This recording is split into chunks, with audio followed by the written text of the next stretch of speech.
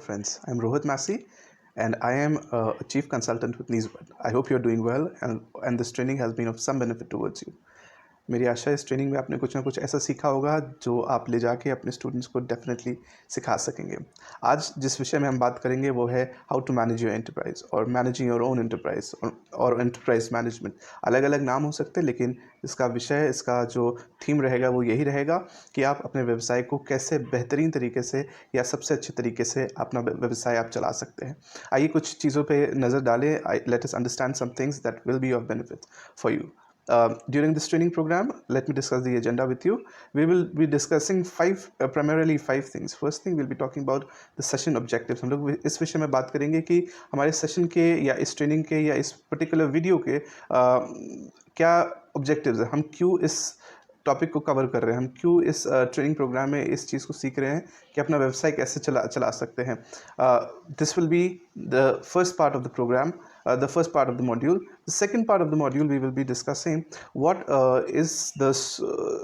are business metrics. Business metrics क्या होते हैं? What do you understand by the word business metrics? What is the need of a business metrics? So on and so forth. After that, the third part of the module is discussing a very familiar topic. बहुत जाना पहचाना topic है, आपने कभी ना कभी किया होगा, आप सब ट्रेनर्स हैं. मैं जानता हूँ कि आपने कभी ना कभी अपने लिए, किसी और के लिए, अपने कॉलेज में किसी लेवल पे SWOT एनालिसिस ज़रूर किया होगा. So the third thing that we will be doing is SWOT analysis. SWOT analysis के बाद we will be discussing something called vision, mission and objectives. And finally we will be covering what is the marketing strategy that a small business can follow in order to do well. क्या marketing strategy है या किस तरीके से कोई अपने business में marketing अपना सकता है ताकि वो अपने business को अच्छे से आगे बढ़ा सके. So coming on to the session objectives. Session objectives, I have divided these objectives into 5 parts और हम लोग इन 5 चीज़ों पे नज़र करें. We'll understand these things one at a time. The first objective is that this session will guide you in getting relevant direction to setting up an enterprise. जब आपका student अपना एंटरप्राइज शुरू करेगा, he will be absolutely clueless कि उसे क्या करना है, किस दिशा में जाना है, किस तरीके से अपने बिजनेस को सेटअप करना है. उसके पास हो सकता है एक रॉ बिजनेस आइडिया हो और उसके बेसिस पे उसे लगेगा कि शायद मैं बिजनेस कर लूँगा. और कॉन्फिडेंट बच्चे, आपको भी पता है कितने कॉन्फिडेंट होते हैं. But what is the key difference between somebody who can be successful in doing a business versus somebody who does a business is simply this, that they are very vision mission oriented people. जो एक अच्छा entrepreneur होगा, आई am sure आपने qualities में आपको बताया गया होगा कि one of the qualities of a good entrepreneur is that they are mission or vision oriented or goal oriented people. So unless you have a very clear understanding of what your vision and your mission is, unless then you will not be able to excel in your business. अपने business में आपका बच्चा तब तक excel नहीं कर पाएगा जब तक वो अपने vision को और mission को बहुत अच्छे से नहीं समझेगा. Moving on to the next objective. The second objective of this training program, of this module, is to help you gain insight into modern business scenarios. Okay, this is a very peculiar thing that I'm doing right now. Is when we are talking about businesses today, we need to understand one thing, that every business that you see today may have started 10 years ago. So let me tell you, Facebook started in 2006 and Amazon started in 2005. These, believe it or not, it's been 15 years since these companies have existed in the business scenario.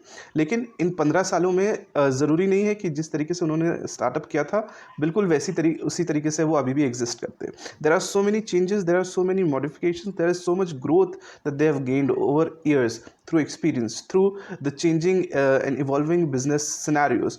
जिस तरीके से उन्होंने evolve किया वैसे ही आज के businesses को भी इवॉल्व करने की ज़रूरत है. एटलीस्ट वो टेम्परमेंट, वो आइडिया लेने की ज़रूरत है कि किस दिशा में, किस तरीके से वो एक्सेल करेंगे या किस तरीके से वो इवॉल्व करेंगे. इसी के लिए what my focus in this presentation is this, that you should understand what are the very relevant or the modern business matrices and business scenarios that are happening around you today, so that when your student starts up a business today, it may be a small business, but he should understand that how can he keep up with the changing scenario, how can he manage the changing scenario and become a good, better and best entrepreneur. The third objective of this training program is that as a trainer you need to have enough information that can be further dissipated. See, आपका ये training attend करने का मकसद केवल certification नहीं होगा, but आपके उसके साथ साथ आपका जो मकसद होगा वो ये भी होगा कि आप ज़्यादा से ज़्यादा इन्फॉर्मेशन कलेक्ट कर सके, ताकि फर्दर आपके स्टूडेंट्स तक वो information or knowledge flow out kar sake.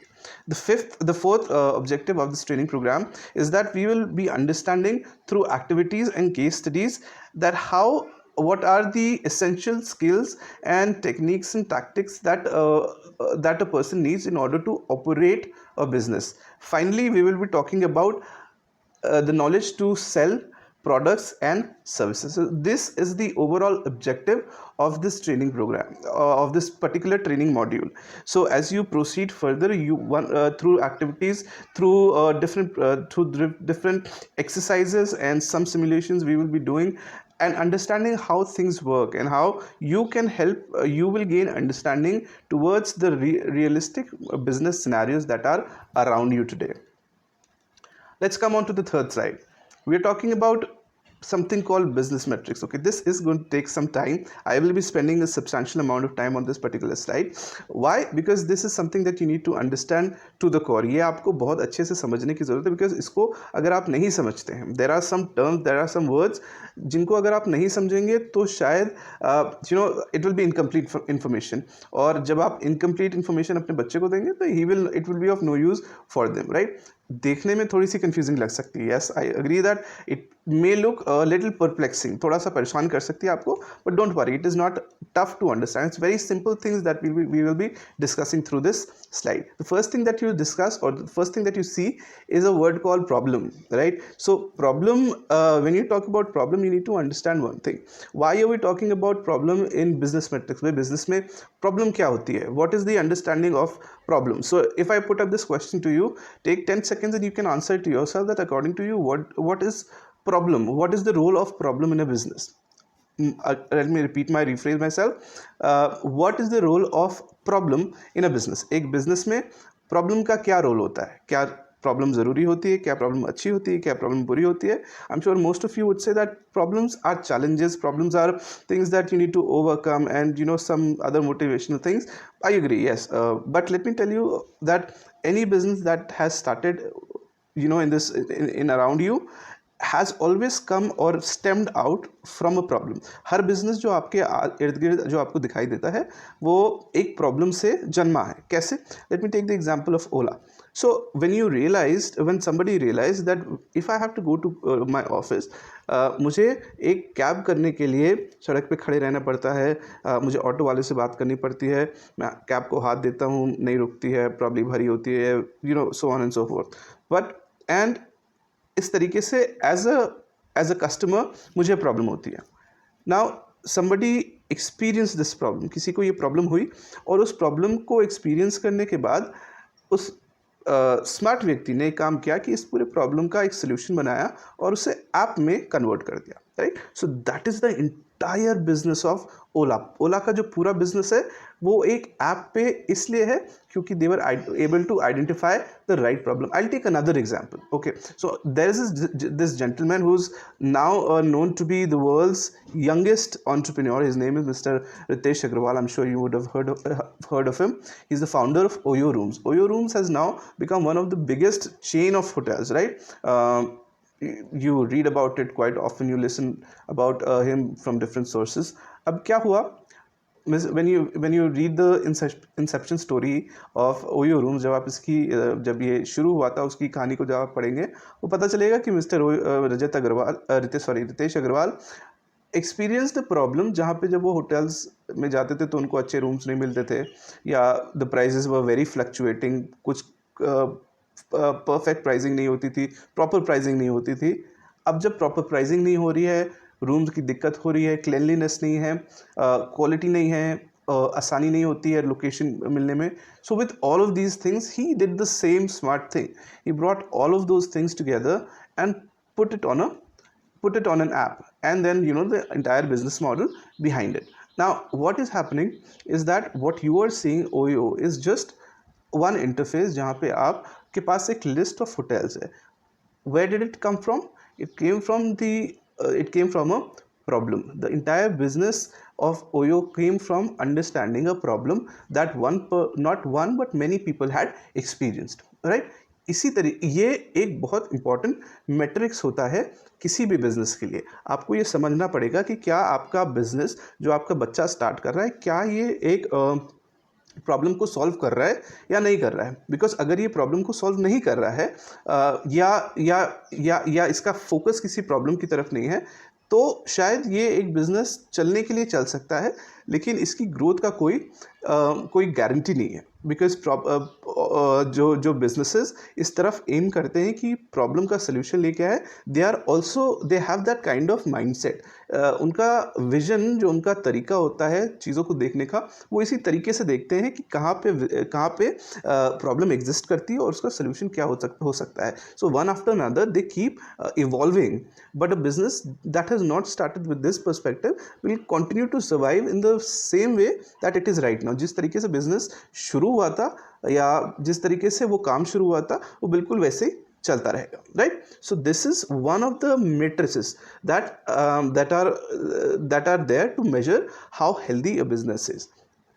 Let me repeat myself. Business metrics are those parameters that help you evaluate your business with the perspective how relevant, number one, relevant your business is, number two, how your business is performing, right? So matrices is a conglomerate of matrices are a conglomerate of parameters.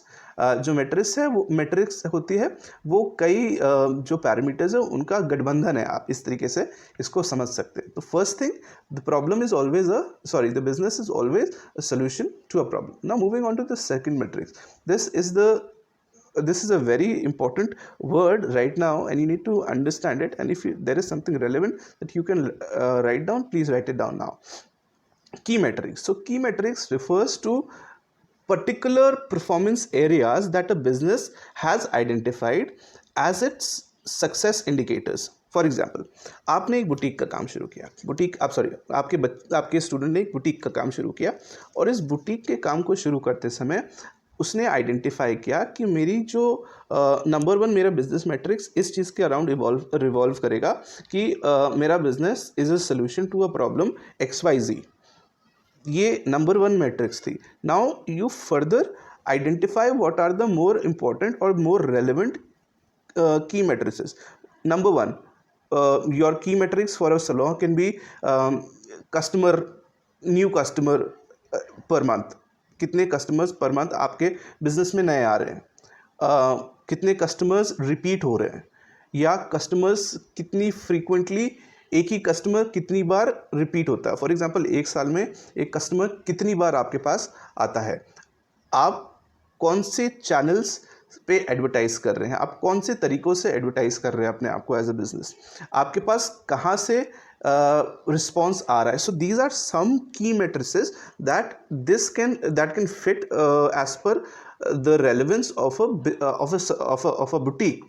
Now again, when I talk about business metrics are common for any business. You pick up any business, you can fit this table of business metrics into them and have answers to it. But when you talk about key indicators or key matrices, then these key matrices will be relevant as per business.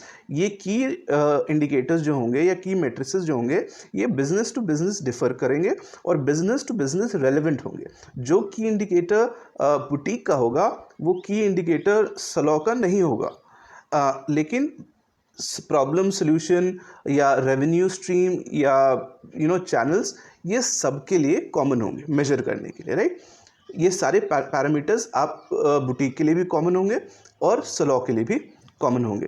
The third thing is unfair advantage. What separates you from your competitors, what makes you ahead of the pack.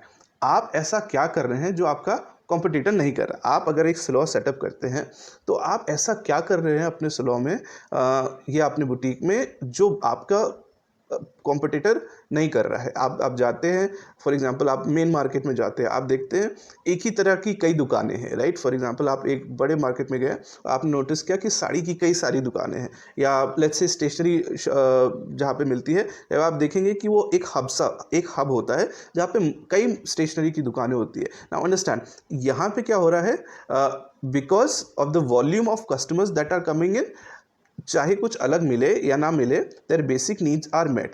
But when you take these units out of that hub, you take one shop from that place, that hub of stationery shops, and place it in a locality. आप उस एक stationery की shop को एक locality में रखते हैं और उसी लोकेलिटी में एक और साथ में एक स्टेशनरी शॉप को रखते हैं। So these two are two competitors, ये दोनों कॉम्पिटिटर्स हैं। शॉप नंबर 1 ऐसा क्या कर रही है जो शॉप नंबर 2 नहीं कर रही है। Now this is unfair advantage, यानी कि इस कस्टमर के इस शॉप के पास, इस बिजनेस के पास क्या एडवांटेज है जो शॉप नंबर 2 के पास नहीं है। Now again this is something that you can measure, आप देख सकते हैं। For example let's say stationery की बात कर रहे थे हम, स्टेशनरी की शॉप थी, तो शॉप नंबर 1 के पास एडवांटेज ये था कि उनके पास एक ऑनलाइन पोर्टल था जिसपे वो ऑर्डर रिसीव करते थे और सप्लाई करते थे। ऑनलाइन 2 के पास, स्टेशनरी शॉप 2 के पास ये फैसिलिटी नहीं थी। आप देख रहे हैं ना, you can understand very well that the shop number 1 has an unfair advantage over the second shop. Now that is unfair advantage. The fourth point is existing alternatives. Existing alternatives means ऐसे कौन सी चीज़ें, services, products exist करते हैं market में जो कि आपके product या आपके सर्विस को रिप्लेस कर सकते हैं। For example I take the example of Tata Nano. जब टाटा नैनो मार्केट में नई नई आई थी, then marketing gurus they identify the problem that Tata Nano would not directly hit the market share of 4-wheelers, it would rather hit the market share of 2-wheelers। यानी कि जब Tata nano आई थी मार्केट में, तो जो लोग मार्केटिंग के ज्ञाता थे उन्होंने इस बात को कहा दैट कि टाटा नैनो 2-wheelers का मार्केट हिट करेगी या उसमें डेंट करेगी, और 4-wheelers का मार्केट हैम्पर नहीं होगा या बहुत ज़्यादा हैम्पर नहीं होगा। उसका कारण क्या था? उसका कारण ये था that Tata Nano came at a price which was very close, or it was rather promised at a price that was very close to buying a motorcycle। अगर एक मोटरसाइकिल की उस वक्त कीमत मुझे याद है करीब 65,000 रुपये हुआ करती थी, और उसी वक्त टाटा नैनो ने ये चैलेंज किया था कि हम 1 लाख रुपए की गाड़ी बनाएंगे। टाटा ने ये चैलेंज किया था, and they came up with this car that was approximately 1.25 lakh rupees at that time. But again understand, with 65,000 rupees and 1.25 lakh rupees, मेरे लिए एज अ कस्टमर, 2-व्हीलर का कस्टमर या 2-व्हीलर का मैं कस्टमर हूँ, मेरे लिए टाटा नैनो खरीदना ज़्यादा आसान था बनिस्बत मैं मारुति छोड़ के टाटा नैनो खरीदता। तो मार्केट 4-व्हीलर्स का नहीं हैम्पर हो रहा है, किसका हैम्पर हो रहा है? 2-व्हीलर्स का हैम्पर हो रहा है। Now understand, similarly your products, your services can also be substituted, and you need to understand, at least have an understanding that what are the existing alternatives for your product. For example, you are let's say you have आपके पास एक confectionery shop है, और confectionery shop पे आपके एक बहुत substantial amount of sales होता है through cold drinks, right. Soft drinks के थ्रू, सॉफ्ट ड्रिंक्स के थ्रू आपका एक सब्सटैंशियल अमाउंट ऑफ सेल्स होता है। लेट्स से साल में आपके पूरे सेल्स का 20% या 15% कोल्ड ड्रिंक्स में जाता है। Now understand, this particular product line is easily substitutable by let's say juices. अगर आपकी ग्रोसरी शॉप के सामने कोई जूस बार खोल दे, तो आई थिंक आपका जो प्रोडक्ट है, जो 15% का सेल्स है, वो रिप्लेस हो सकता है, वो जा सकता है पूरा का पूरा टूवर्ड्स बाइंग जूसेस। जो व्यक्ति कोल्ड ड्रिंक पी रहा है would make a healthy choice of having juice. So ऐसे क्या चीज़ें हैं, ऐसे कौन से प्रोडक्ट्स हैं, ऐसे कौन सी सर्विसेज हैं जो आपके प्रोडक्ट को ईजिली रिप्लेस कर सकता है। You will have to understand these things, right. You will have to make a notice of these things. The next thing is solution. As I talked about problem, I'm sure this we will be talking about doing a few exercises about problem and solution, so I will not rest much upon this. I'll move on to the next important part of it. It's called unique value proposition. See, every business, her business कुछ ऐसा करता है जिसकी वजह से उसका customer ये सोचता है कि मैं इसके लिए या ये बिजनेस यूनिक है, right? I relate to a business because of its uniqueness, और there is something different about this particular business, इस वजह से मैं इस बिजनेस के साथ रिलेट कर पाता हूँ, राइट? सो ऐसा क्या यूनिक आप कर रहे हैं कि आपका कस्टमर को लगता है कि, ऐसा क्या आप कर रहे हैं कि आपके कस्टमर को लगता है कि ये यूनिक है? This is something that nobody else is offering. I use the example of Mahindra's and other car brands, जो कि क्या करते हैं, आपके घर से आपकी गाड़ी को लेते हैं, अपने शोरूम या सर्विस सेंटर ले जाते हैं, सर्विस करते हैं और वापस लेके आते हैं. So you don't have to walk one step to get your car serviced. On the other hand, there is a very big market of informal car mechanics, right?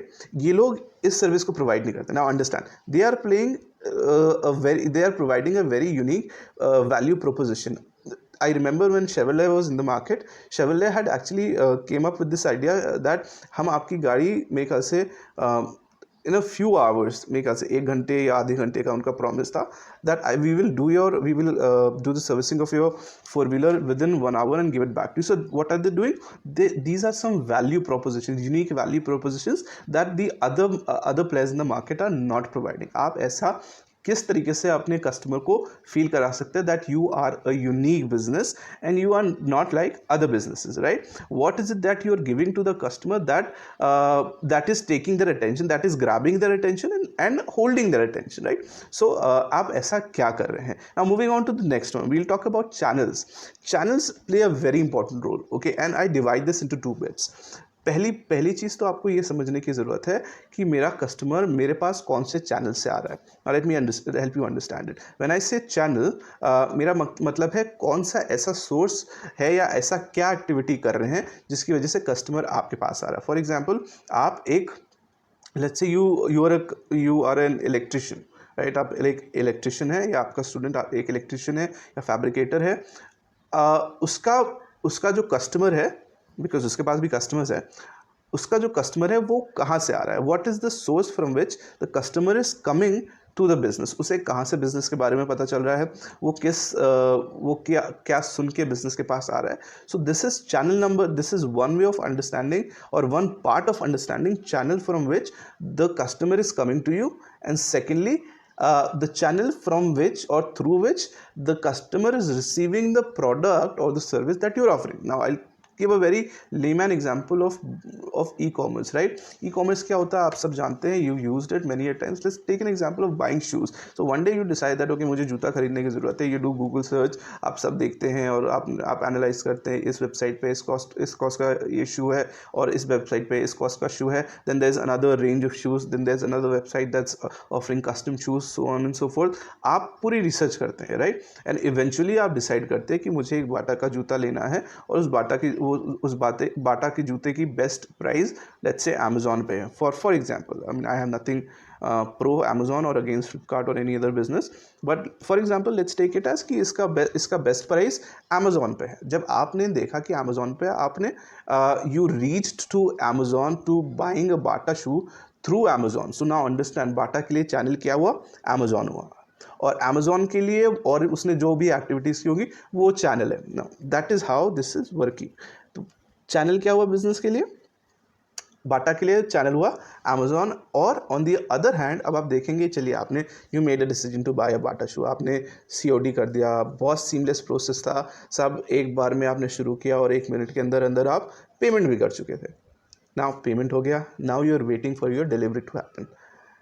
What happens? Day 1 happens, Day 2, Day 3, Day 5, हफ्ता 10 दिन हो जाते हैं. आप realise करते हैं कि आपका प्रोडक्ट अभी तक डिलीवर नहीं हुआ. Now what is happening? इसमें बाटा की सप्लाई चेन की प्रॉब्लम, इसमें बाटा की सप्लाई सिस्टम की प्रॉब्लम नहीं है, इसमें बाटा के सप्लाई चेन की प्रॉब्लम है, राइट? आप तक वो प्रोडक्ट या सर्विस किस तरीके से पहुंच रही है, यहाँ पे एक प्रॉब्लम एग्जिस्ट करती है. जो प्रोडक्ट आपके पास 2 दिन में पहुंच सकता था, बिकॉज ऑफ सर्टन इशूज़ आपके पास 10 दिन में भी प्रोडक्ट नहीं आया. See now the channels are working in 2 different ways. Number 1, how are you reaching to the customer? Sorry, how the business is reaching to the customer, and number 2, how is the product or service that they are delivering reaching to the customer. ये आपको understand करना पड़ेगा, या ये एक matrix आपको develop करनी पड़ेगी कि जी मेरा प्रोडक्ट कि मेरे पास sources of reaching to the customer, या कस्टमर मेरे तक कैसे पहुंच सकता है, मेरे पास क्या क्या सोर्सेज है. क्या क्या सोर्सेज है. Now I take another example to explain this to you. Customer आप तक कैसे पहुंचता है. See now since the business scenario is evolving massively, and a lot of business, more than 30% of all business that happens through online channels, right? अब जब इतना business online हो रहा है तो किसी भी बिजनेस के लिए दो आइडेंटिटीज मेंटेन करना बहुत बहुत ऑप्टिमल हो जाता है. पहला आपकी ऑनलाइन आइडेंटिटी और दूसरा आपकी ऑफलाइन या फेस आइडेंटिटी, राइट?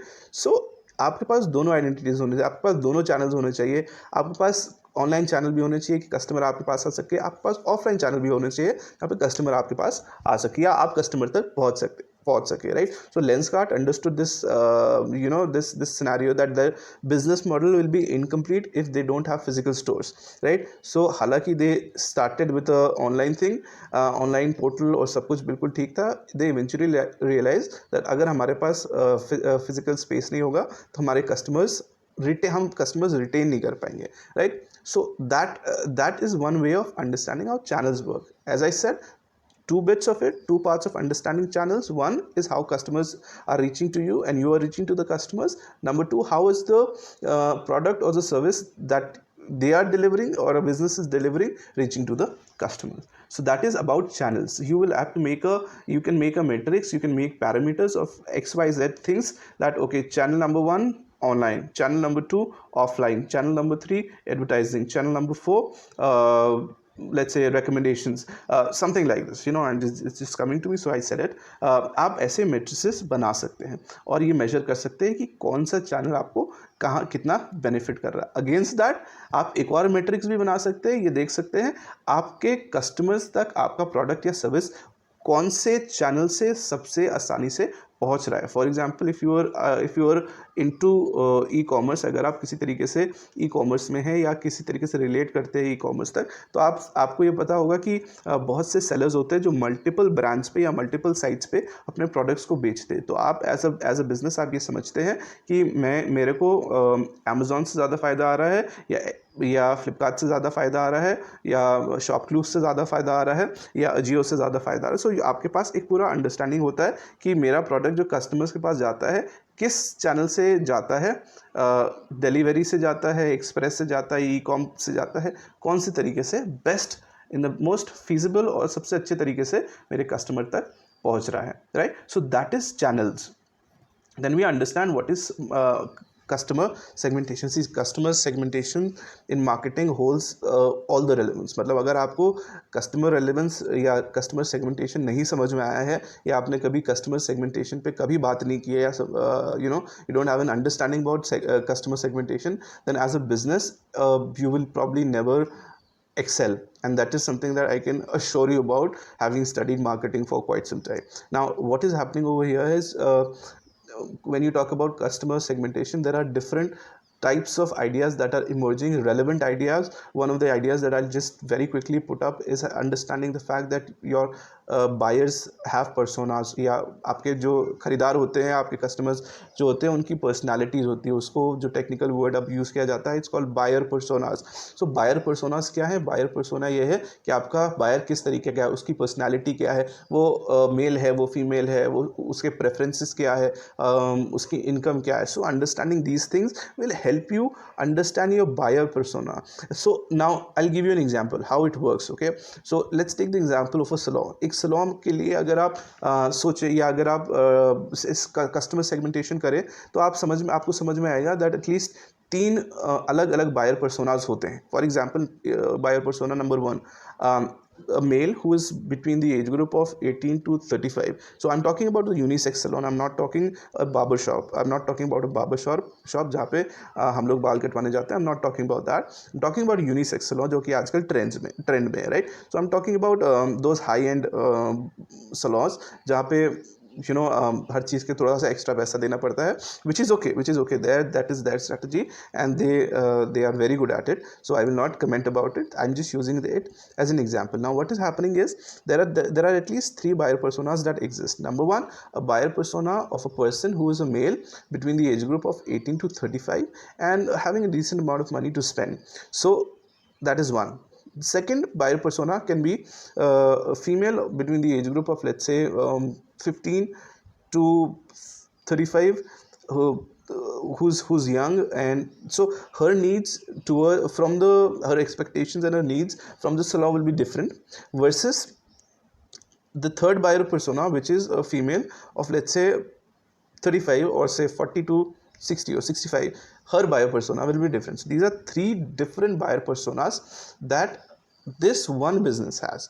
सिर्फ एक बिजनेस के, जो कि केवल एक तरीके की सर्विस जो प्रोवाइड कर रहा है, वो उसके लिए तीन अलग अलग बायर पर्सोनाज है. आप सोचिए, जो बिजनेसेस मल्टीपल प्रोडक्ट्स और मल्टीपल सर्विसेज प्रोवाइड करते हैं, उनके लिए कस्टमर सेगमेंटेशन समझना और कितना मुश्किल होगा. So once you have an idea कि मेरे कस्टमर्स कौन है, उनका बायर पर्सोना क्या है, तो I think it becomes a little more easier for you to jot down the rest of the marketing plan. जब तक आपके पास बायर पर्सोना नहीं है या कस्टमर सेगमेंटेशन का प्रॉपर आइडिया नहीं है, you can not go ahead and make the proper utilisation of the simple understanding of business metrics, right? So cost structures and revenue streams, I'll get into it.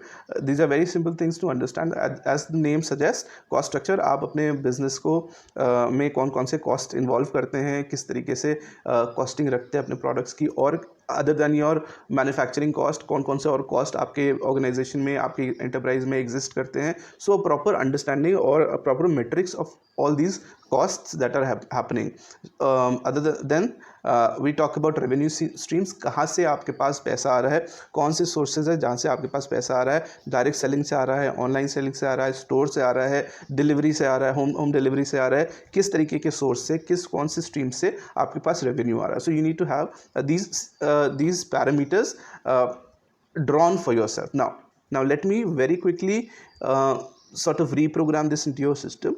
We have business metrics, जिनका मायना ये होता है कि आप अपने business के लिए पैरामीटर्स तय कर पाए कि कौन से पैरामीटर्स रेलेवेंट है, और किस तरीके से आप एनालाइज कर सकते हैं कि आपका बिजनेस सक्सेसफुल हो रहा है, ग्रो कर रहा है, परफॉर्म कर रहा है या नहीं. सो उनमें से कुछ जो हमने अभी डिस्कस किए, उनमें से कुछ हैं problem solution, key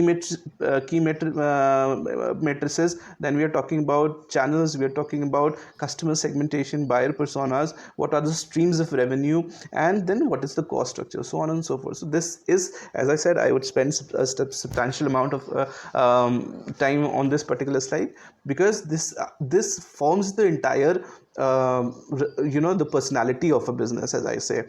Okay, so now let's move on to the next slide, which is an activity.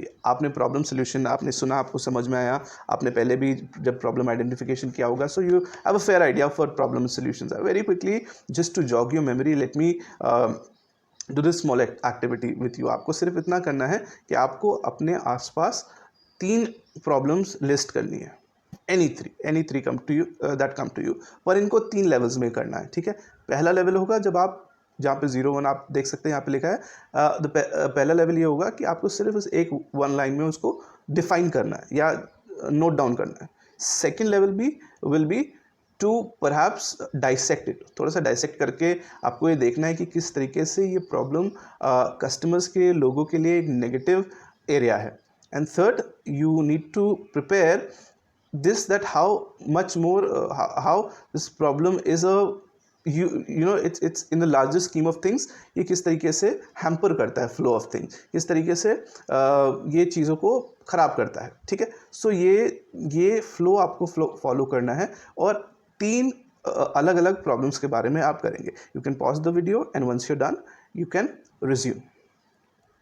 The next slide is about solution. तो अभी आपने प्रॉब्लम के बारे में किया, अब आपको सोल्यूशन करना है. जैसे आपने प्रॉब्लम का किया, बिल्कुल वैसे ही आप सोल्यूशन करेंगे. I don't want the details, I just want that this is a probable solution. Now what is happening over here is, very interestingly, जो सोल्यूशन आप लिख रहे हैं ना, अगर मैं उसके लिए पैसा देने के लिए तैयार हूँ, अगर कोई भी व्यक्ति उसके लिए पैसा देने के लिए तैयार है, इट्स अ बिजनेस आइडिया. और अगर ये बिजनेस आइडिया है तो ऑब्वियसली इसे आप इम्प्लीमेंट करते हैं, और वो सारे बिजनेस मेट्रिक्स इस पर फॉलो किए जाते हैं. That is why we are doing this activity, so that you have a clear understanding upon how crucial problem and solution are with each other. ये जो equation है, ये कितना important होता है किसी भी business के लिए. Now we'll talk about some a very important formula that you already know, I'm sure. It's called the SWOT analysis. SWOT analysis के बारे में आप जानते हैं. SWOT में S stands for strength. What are the strengths of your businesses? W stands for weaknesses. What are the weaknesses of your business? O stands for opportunities. What are the opportunities for your business? And T stands for threat. What are the threats for your business? Okay, so let me in one line help you understand the difference between strength and weaknesses and opportunities and threats. Strength and weaknesses exist inside the business, and opportunities and threat exist outside the business. I'll give you an example. Oyo, with number of hotels and smaller players signing up, अब क्या हो गया है, OYO के पास एक बहुत बड़ा एक नेटवर्क बेस बन गया है, राइट, जहाँ पे आप किसी भी शहर में जाएंगे उनके पास कई 100 प्रॉपर्टीज़ होती हैं जहाँ पे वो आपको रख सकते हैं. Now this has become their strength. Okay, तो अगर आप एक शहर में, तो आप सोच सकते हैं करीब करीब 1000 रूम्स आपके लिए आपके पास हैं, 1000 लोगों को वो एक बार में रख सकते हैं. This is a strength for them, right. मैं एक बहुत छोटी, मतलब I am talking about the city of diameter 10 kilometres 15 kilometres, इससे ज़्यादा नहीं, उसमें भी आप 1000 रूम्स आपके पास हैं. Now this is one example of strength. It has become the strength. What can be a weakness for OYO? Different quality, as in difference in quality. हो सकता है एक पर्टिकुलर होटल एक क्वालिटी स्टैंडर्ड पे एम्फसाइज करता है, दूसरा नहीं करता है, and this has happened in many cases. So what is happening over here? OYO में ये एक वीकनेस की तरह उस बिजनेस के लिए एग्जिस्ट करता है. Now I will talk about opportunities. और as I said, opportunities exist outside the business. इसका बिजनेस पे कंट्रोल नहीं है, बिजनेस का इस पे कंट्रोल नहीं है. किस तरीके से नहीं है? इस तरीके, I tell you how. So what is happening is businesses may experience many opportunities around them. In the case of Oyo, you can understand, you will agree with me that over the last let's say 3 years, traveling बहुत ज़्यादा हो रही है. People have started traveling more for business, for leisure, for religious traveling. They are traveling more. तो उनके ज़्यादा से ज़्यादा ऐसी सर्विसेज की ज़रूरत पड़ रही है. Now because उनको ज़रूरत पड़ रही है, this is coming in handy. ठीक है. सो यहाँ पे अपॉर्चुनिटी कहाँ एग्जिस्ट करती है? बिजनेस के बाहर, क्योंकि कस्टमर्स या लोग या प्रेफरेंसेस चेंज हो रही हैं, इसलिए वहाँ पे एक अपॉर्चुनिटी क्रिएट हो रही है for the business, right. the other aspect of opportunity or the other flip side of opportunity is threat. ऐसा क्या हो गया या ऐसा क्या हो रहा है? It may be a legal compliance, it may be some kind of change in human behaviour और सम एवोल्यूशन. फॉर एग्जांपल, आप अभी बात करें कोरोना वायरस की, because of COVID-19 the entire tourism sector has come down massively. मतलब there are some 2 crore jobs that are at stake. So I am including at OYO. So आप समझ सकते हैं किस तरीके का थ्रेट इस बिज़नेस के लिए एग्जिस्ट करता है. ऐसे और भी थ्रेट्स एग्जिस्ट कर सकते हैं जिसपे किसी भी बिजनेस का कोई कंट्रोल नहीं है. So now very quickly you can probably do the same exercise for yourself, but I will not spend a lot of time on it. Now I will go on to some very important part of driving a business. किसी भी business को drive करने के लिए ये 3 चीज़ें बहुत महत्वपूर्ण होती है. We'll be talking about vision, mission and values. Vision क्या होता है? मिशन क्या होता है? Mission is the reason why your company exist. Mission is the reason why your company is in existence. मतलब आप किस लिए काम कर रहे हैं, आप क्यों काम कर रहे हैं, ये होता है vision. Then you talk about ये होता है mission. Then you talk about vision. Vision क्या होता है? आप उस मिशन को किस तरीके से अचीव कर रहे हैं. And finally you talk about values. Values क्या होती है? Values are the ethics that a business follows.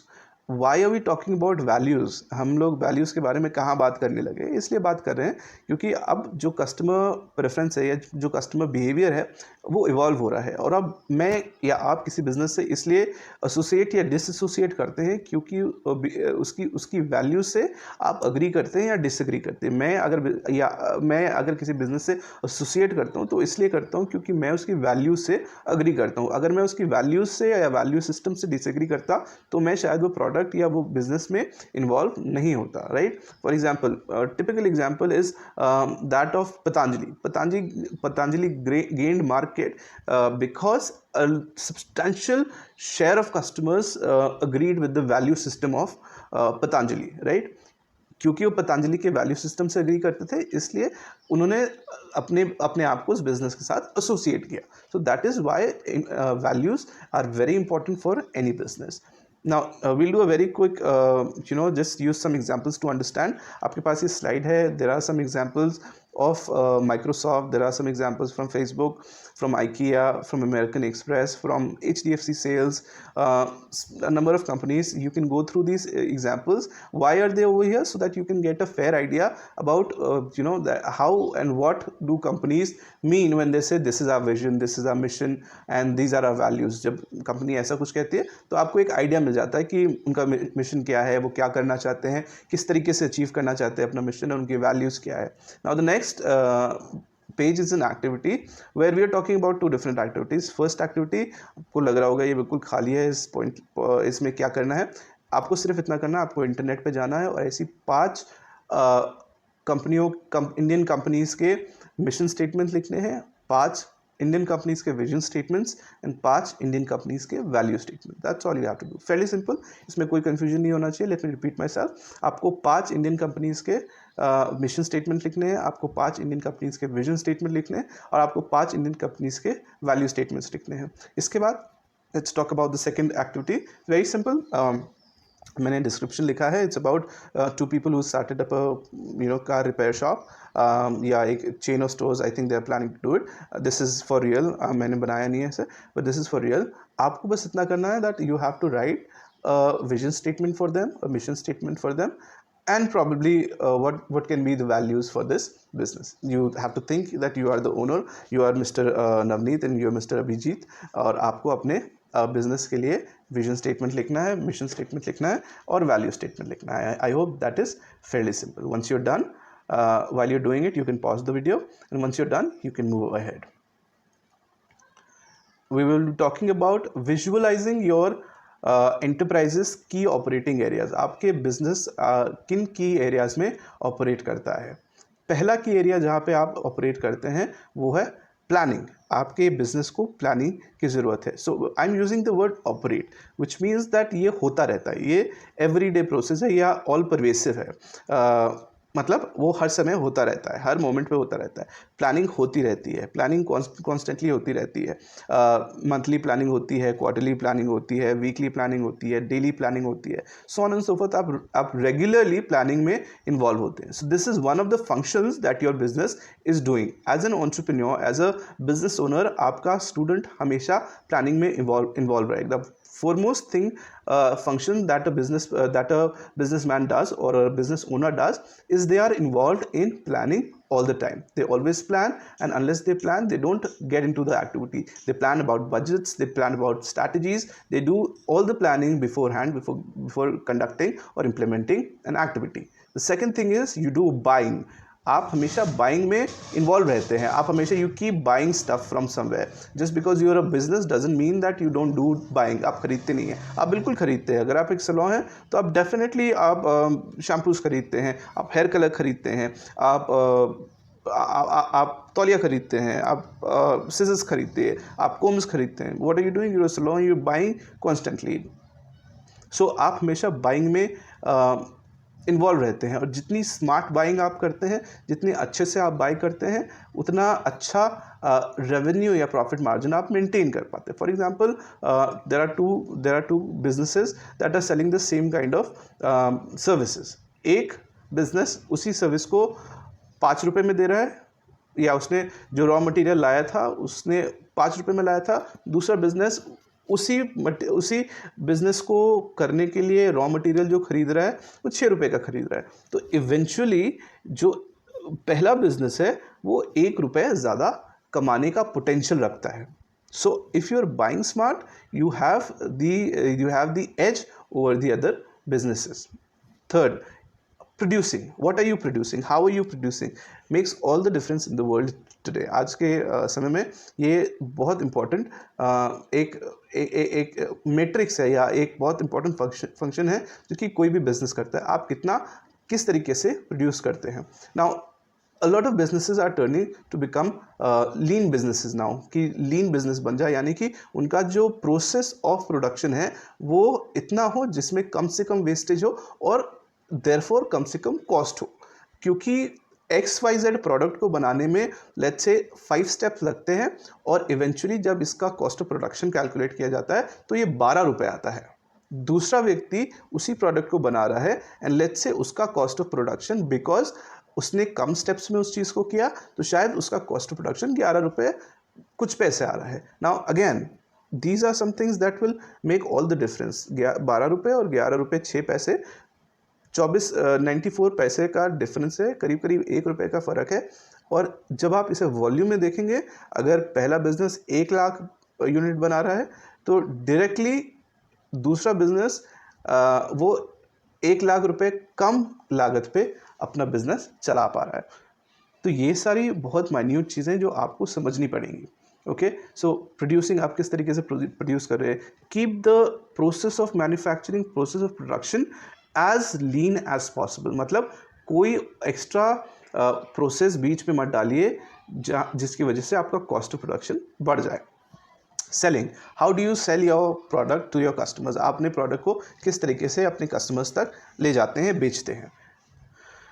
We will be talking about this in the 4 P's of marketing. Then we come on to the next thing that we talk about right now is tracking or recording. Tracking और recording का मतलब ये है कि आप किस तरीके से अपने बिजनेस की कैश फ्लो को ट्रैक करते हैं और रिकॉर्ड करते हैं। पैसा कहाँ से आ रहा है, पैसा कहाँ जा रहा है, कौन सी डेट में किस सोर्स से पैसा आता है और कौन सी डेट में किस सोर्स में पैसा जाता है। ये एक प्रॉपर मैकेनिज्म मेंटेन करना है। सो स्मॉल बिजनेस के साथ जो सबसे बड़ी प्रॉब्लम होती है वो यही होती है that they are not able to maintain this flow of events. उनको नहीं पता चलता कि कहाँ पे कौन सा पैसा जाना है या कहाँ से आना है या कहाँ पे कितनी उधारी है, कहाँ पे कितना देना है। और इवेंचुअली बिकॉज वो लिखित नहीं होता, वो क्लियरली मेंटेन्ड नहीं होता है, many businesses flop or fall down because of losses that they incur because of this one single reason. Finally, managing the entire show. It's very important that all of the business can be managed. आप as a steward, as a manager, आप सब कुछ देखते हैं कि ये सारे functions properly हो रहे कि नहीं. Now very quickly select a business for yourself. Any business, it can be any business, it can be a salon business, it can be a tuition point, it can be a cyber cafe, it can be boutique, anything, repair shop, car wash shop, anything. You can just pick it up for yourself and then just answer these simple questions for me. Now number 1, अगर आपने for example आपने choose किया boutique, right, उसमें क्या क्या plannings होती है, किन किन चीज़ों के बारे में आप प्लान करते हैं, आप वहाँ लिख देंगे। आप क्या क्या चीज़ें खरीदते हैं, आप लिस्ट बना लेंगे। आप आप क्या क्या प्रोड्यूस करते हैं, या आपकी प्रोडक्ट और आपकी सर्विसेज क्या हैं, आप क्या क्या सर्विसेज दे रहे हैं, ठीक है, आप उसकी लिस्ट वहाँ बना लेंगे। Then you will talk about आप उसको किस तरीके से बेच रहे हैं, इन द सेंस किस तरीके से आप कस्टमर तक अपना प्रोडक्ट पहुँचा रहे हैं। फाइनली यू टेक कीप किस तरीके से उस बिज़नेस में आप रिकॉर्ड्स मेंटेन कर रहे हैं, किस तरीके के रिकॉर्ड्स मेंटेन कर रहे हैं, कौन कौन से रिकॉर्ड्स मेंटेन कर रहे हैं। ये आप एक लिस्ट अपने लिए अपने समझ के अनुसार जो भी आपको लगता है ये है आप वो बना सकते हैं। एंड देन फाइनली किस तरीके से आपको या कौन सी स्किल्स चाहिए ये सब चीज़ें मैनेज करने के लिए। आई होप बहुत मुश्किल असाइनमेंट नहीं है, जल्दी से आप इसको कर सकते हैं। Pause the video right now and do it, and once you are done you can come back to the video. We'll talk about the 4 P's of marketing. The 4 P's of marketing stand for number 1, product. आप क्या बेच रहे हैं market में? Is it a product? Is it a service? Or is it a combination of both? So a lot of businesses now are selling a combination of both.